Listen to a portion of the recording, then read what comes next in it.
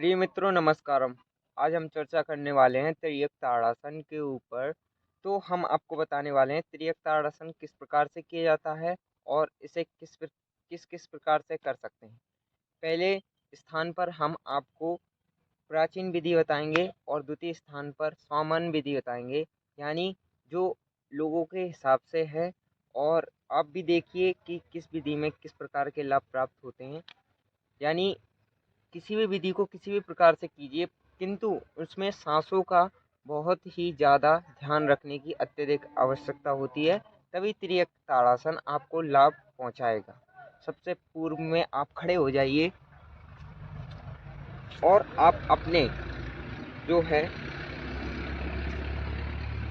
दोनों पैरों के बीच में एक अंतर उत्पन्न करेंगे और अपने हाथों को जो है ऊपर की ओर इस प्रकार से लेकर जाएंगे, यानी जो आपके हाथ इस प्रकार से लेकर आएंगे। अब जब कंधों के इक्वल में आ जाएंगे तो आप इन हाथों को इस प्रकार से ऊपर की ओर उठाते हुए ऊपर खींचते हुए लेकर जाएंगे और खींचेंगे। फिर आपको सांस भर लेना है और एकदम स्ट्रेट हो जाना है।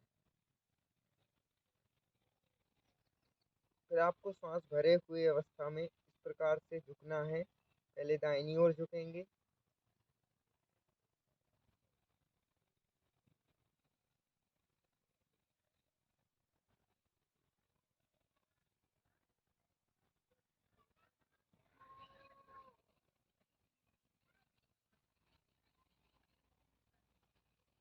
फिर इस अवस्था में आकर आपको सांस छोड़ देना है। फिर इसके बाद में आपको इस ओर सांस भरते हुए झुकना है।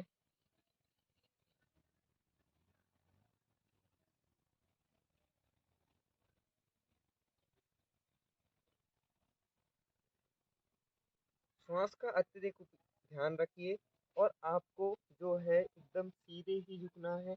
आपको ज़्यादा आगे की ओर या पीछे की ओर होकर नहीं झुकना है। और द्वितीय स्थान पर इसी को थोड़ा सा और लोगों ने मॉडिफाई करके बनाया हुआ है। आप द्वितीय स्थान पर देखेंगे, श्वास भरिए। सर्वप्रथम अपने आप को जितना खींच सकते हैं ऊपर की ओर खींचिए। फिर आपको इस प्रकार से मुड़ते हुए श्वास को छोड़ते हुए त्रियक ताड़ासन करना है। और आपका जो जिस तरफ आप झुक रहे हैं उस पैर को इस प्रकार से रखेंगे, यानी जो सीध में था अब उसे घुमा देंगे इस प्रकार से। और फिर आप करेंगे प्रारंभ।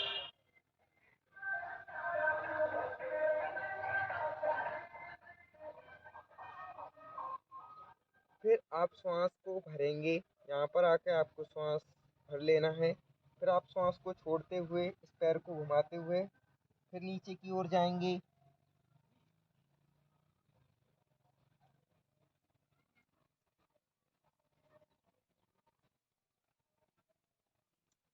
इस प्रकार से हमारा यह एक व्यायाम और एक चक्र पूर्ण हुआ। आपको इसके 10 से या 5 चक्र करने हैं, 5 ही आपके लिए पर्याप्त हैं। आप इस स्थिति में आएंगे और इसी प्रकार से आपको करना है। सांस का विशेष ध्यान रखना है कि सांस आपको किस प्रकार से लेनी है और किस प्रकार से छोड़नी है। धन्यवाद मित्रों।